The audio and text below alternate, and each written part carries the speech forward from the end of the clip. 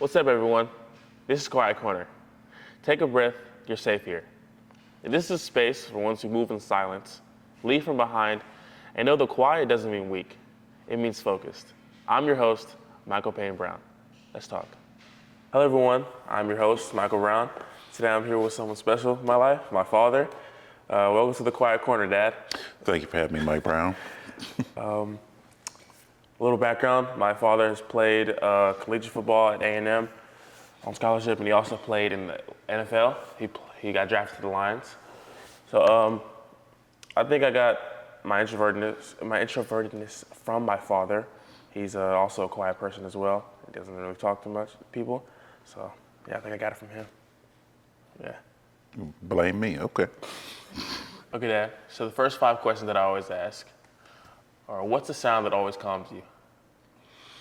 A sound that always calms me, I would say this complete silence with a little bit of TV background noise. That's kind of what keeps me calm. I have something going on in the background, but yet nobody's talking. I don't hear any noise, no lawnmower going off outside, no other outside noise. So I would say just complete silence with a little bit of TV in the background. Kind of what keeps me calm. Okay. What's a book or scripture that has stayed with you lately? I don't really have a book or scripture that kind of just stays with me. I have more of a quote, a saying, I would say. That's probably the way you do anything is the way you do everything. Mm-hmm. So I try to live in that consistent space of if I'm going to do whatever activity, I'm going to do pretty much every activity that same way. Whether if it's trying to fold some clothes, being somewhere, I'm usually always on time or a little early. I don't like to be all over the place. If I'm all over the place, it kind of throws me off mentally. I hate being, kind of late for anything, so I'm kind of early for everything. That was kind of instilled in me from a long time ago. Then once I heard the saying, I was like, oh, it makes sense. That's kind of who I am, and who I strive to be, and it's kind of who I am. So I stay with that. Everything you do. How do you recharge when the world feels loud? The way I recharge, I would say removing myself from everybody. It's kind of, now I won't say from everybody, from larger groups. It takes a lot for me to be around a large group of people. So like I say, it's more of, when I get to my level of fullness, I only have like a certain amount of time I can be around a large group of people.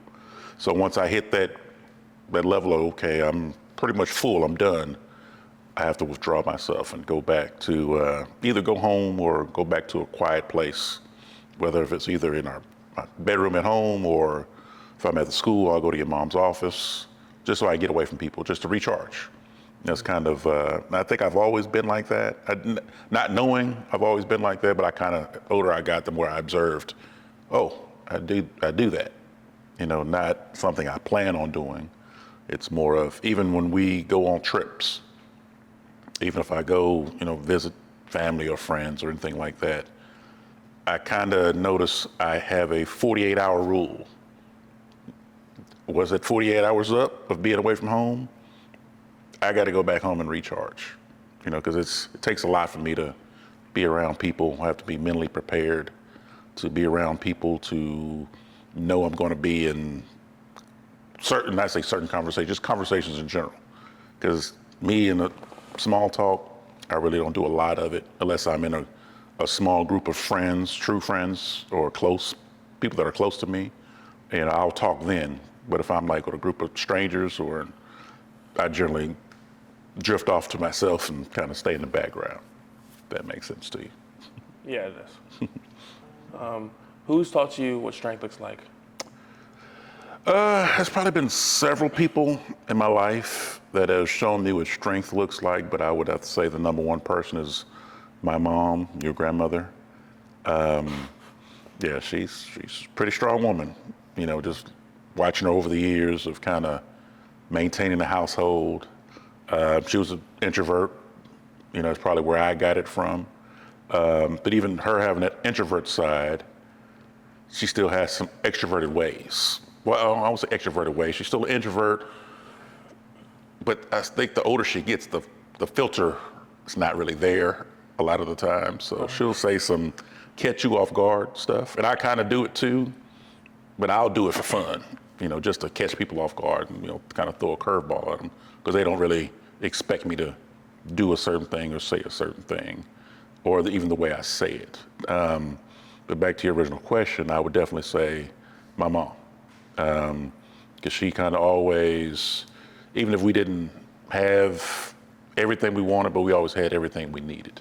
So that's kind of how I wanted to raise you guys, even though, kind of y'all have a lot more than what I had growing up, but I wanted to make sure it wasn't over the top, or it's just more of kind of, okay, I may have this in the background, but I'm going to still act and move a certain way as if I don't. Not saying, I don't want anybody to take that the wrong way, but it's more or less, you always want to stay grounded in anything. I mean, I've been in situations where I could talk to the head person in charge, or I could talk to the last man on the totem pole, and I'm fine with either one. But that's kind of how my mom has always treated everybody equal, everybody the same, work hard for everything you want, and everything, be great for everything you have. So she's taught me that. When do you feel most seen, even in silence? Where I feel the most seen. I really try not to be seen a lot of the times. To me, it's more of, I think there's a time and a place to be seen, and a lot of times I don't think that people understand when it's their time to be seen. Like I've seen so many instances of, just over the years, of people, I guess, stealing the moment from somebody else. If it's their birthday party, or it's they made a great play, or they've done certain things, that here comes a person that doesn't have anything to do with it, try to come join in the limelight or join into it. I've never been that type of person, so I kind of always, I don't think I've ever done anything that's just been that great where I needed to be seen.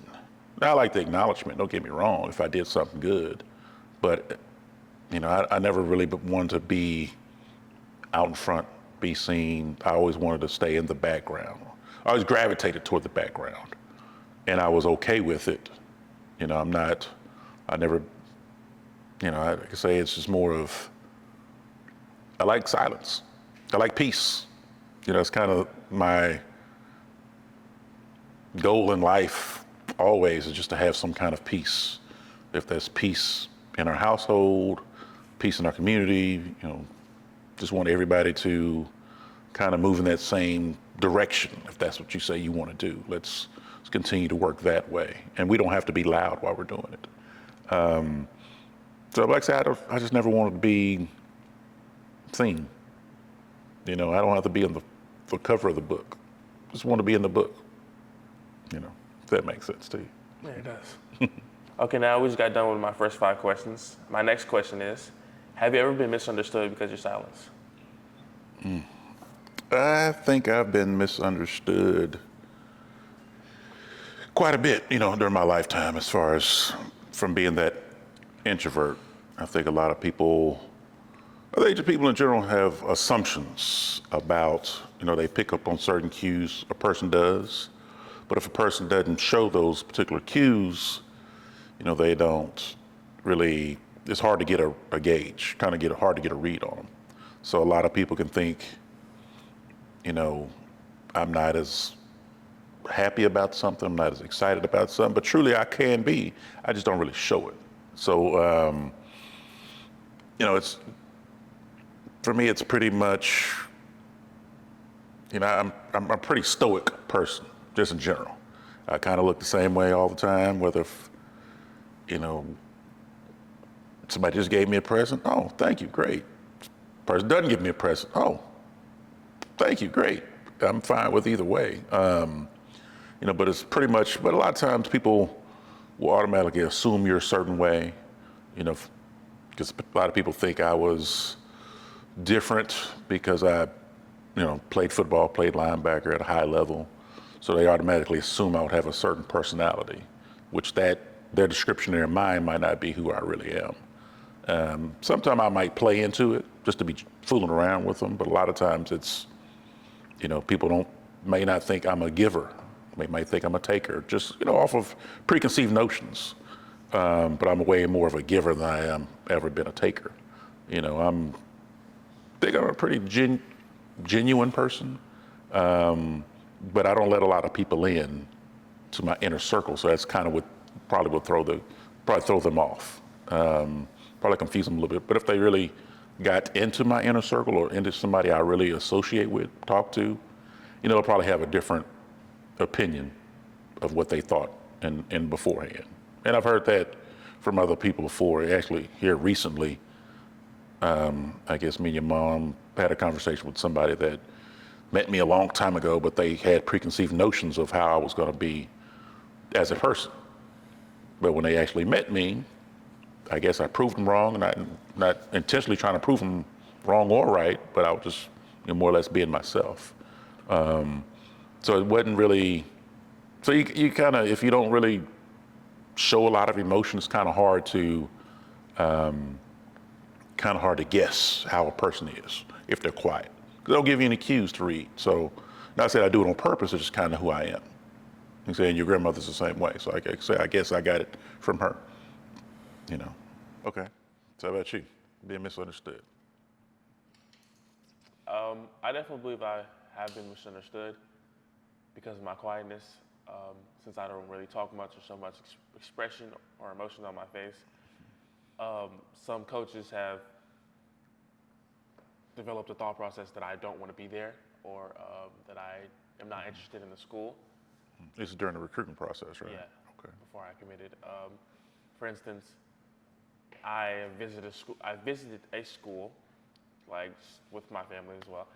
We were just there having a good time, and after the visit, the coach called me and asked me if I really wanted to be there, or I really was interested in the school because I wasn't being outgoing, or I was just being myself at the moment, like not thinking anything of it because I don't really express myself or like step out of my comfort zone as much.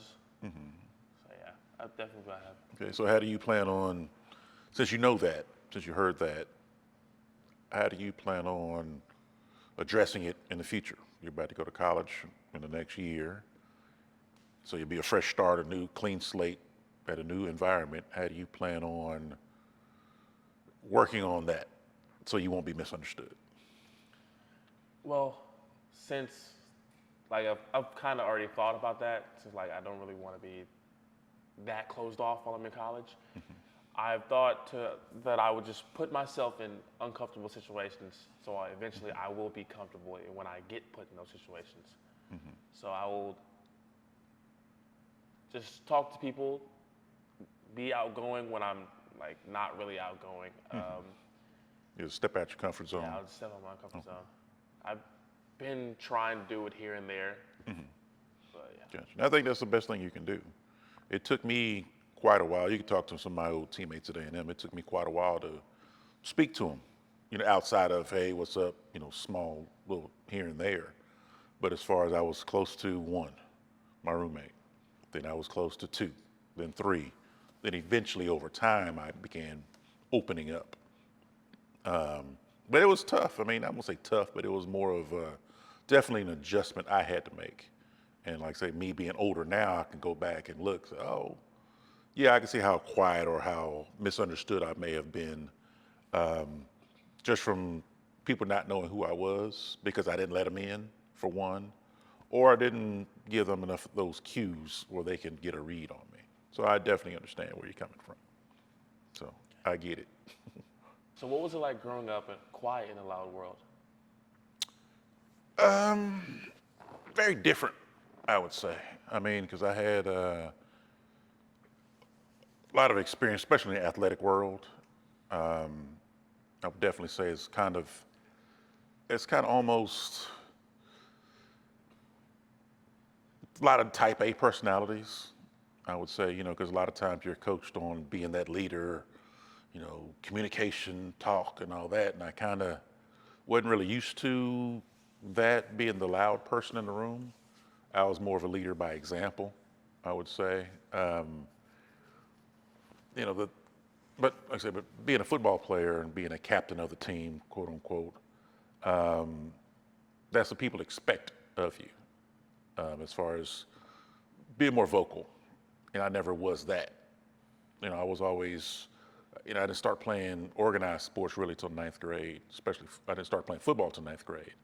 And a lot of my high school teammates, you go from a bunch of middle schools, everybody go to high school, so everybody's trying to one up one another as far as trying to take that alpha role in a group. But I was never one to, hey, I'm going to be the top dog here. I was never one to be like that. I'm going to show you what I can do early and often. So that kind of put me in a position of a leadership role, but not necessarily the vocal leadership role. A lot of, I didn't really do a lot of pregame speeches or postgame talks. Kind of wasn't my role in any team that I was ever on. But they know if I said something, I must have really meant it, and I must have. Everybody would stop. He's talking, so it must be something important, if that makes sense. Even now, I've had a couple of my old teammates. If I called them, they were like, "Oh shoot, I know if you called me, there must have been something really on your mind or something really important. I had to answer the phone because I don't call a lot. But if I do, it's not really. It takes a lot for me to do certain things, and I kind of to get out of that introvert mode. So it's kind of really tough for me. I have to, like I said, get mentally prepared. I got to process it to do certain things, as far as like from going on one of your recruiting trips or going to a college game, or I don't definitely really go to any NFL games anymore. But it takes a lot out of me to be in certain environments that I don't. People are excited to be there, and me, it's more or less, it's like pulling teeth. It's kind of, there's not necessarily, it's mentally draining, I would say, for me to go out and be in public and speak to people. And, they might say they're happy to see me. I might be happy to see them, but still it takes a lot out of me to be in a public setting. Okay, what about you?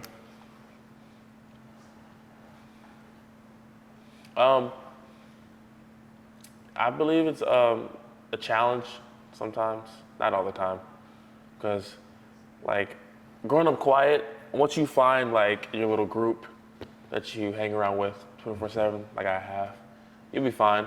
Just because I'm really comfortable with them, not as much comfortable with any other person that I don't know. So I just hang around my group a lot, and I'm always with them. But when it is challenging, sometimes my group is not there. I go embark on new journeys by myself. When do you think you became introverted? Because when you were little, you were not introverted at all. You were really wild as a child. Younger, I mean, like 5, 6, 7. But then as you grew older, probably as we hit like I think early teens, I would say you became a little more calmed down and quiet. it was middle school Oh, okay.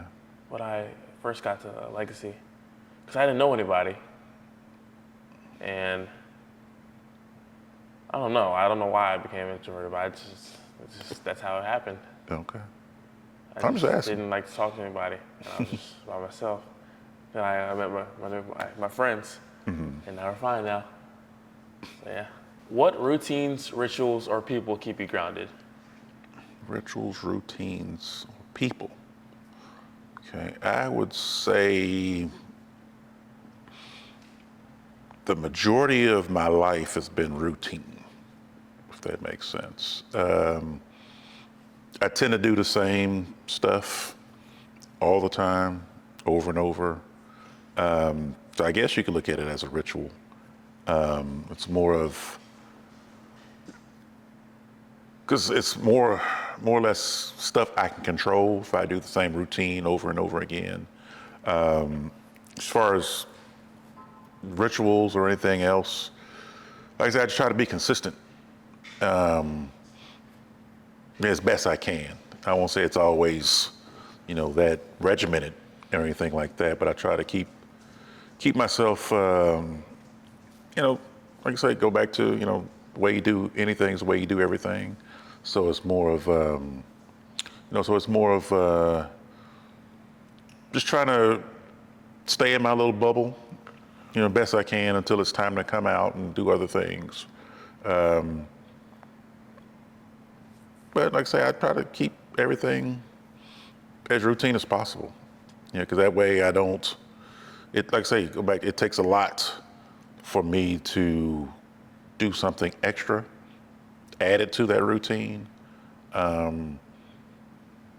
don't have a lot of, I'd say, vices out there, things I just enjoy going to go do.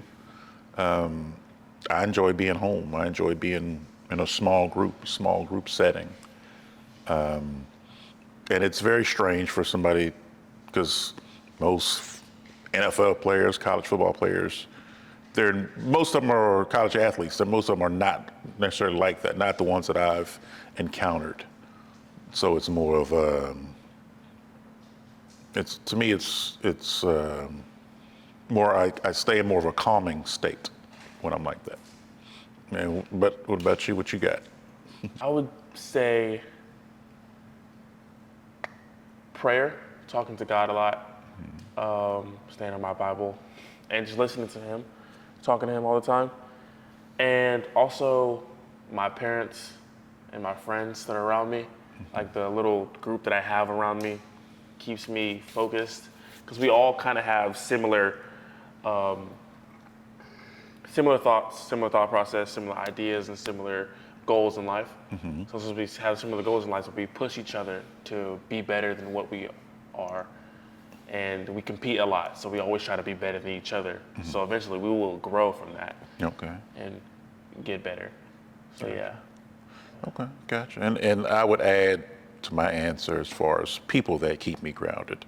I would go with my friends also, because we bounce off one another all the time, not necessarily in a competitive mode. We're too old for that. And I would say your mom, my wife. She definitely has kept me grounded over the years, because I had a lot of, in my background, I've had a lot of, I would use the word mental health issues as far as physical health issues, from my injury from even back playing in the NFL, when my injury caused my career to end. So she kept me real grounded as far as keeping me calm a lot of times, because a lot of times I have been, I can go up and I can go down pretty quickly. But now I think as I've gotten older, I try to stay as mellow as possible. And when I get off track, she's one of the very few that can bring me back down. Yeah. Okay. All right. You can see that? You've seen that before? Yeah, Oh, okay. definitely. Probably saved you many a times. Yeah. Yeah. Thank you, Dad, for being my second guest on my show, The Quiet Corner, and helping me be who I am today. Okay. Being there for me all the time. Before we end, I always ask this question at the end of every interview. What would you like to say to the person who's behind the camera watching, who's trying to stay grounded, faithful, and focused? Okay, as far as grounded, faithful, and focused, I would say to that person is to learn as much as you can about yourself. That way you can some way teach others about you. It probably sounds a little off, but it's more of, if I know who I am, it's easier for me to tell you who I am, because I wouldn't want you to have preconceived notions of who I am, and you haven't even met me yet. I would also give the advice to, From time to time, like you were saying, to step out of that comfort zone and to experiment a little bit. It took me a long time to try to step out of my comfort zone. Like I say, I do it from time to time, not the best at it. But like I say, it's more of, like I say, learning more about yourself. The way you can learn more about yourself, that way you can learn more about the world that surrounds you. Okay? That's what I would tell them. Thank you. So yeah. That's it for today's Quiet Corner. Remember, be still, be seen, be exactly who God made you to be. Until next time, be quiet and keep working.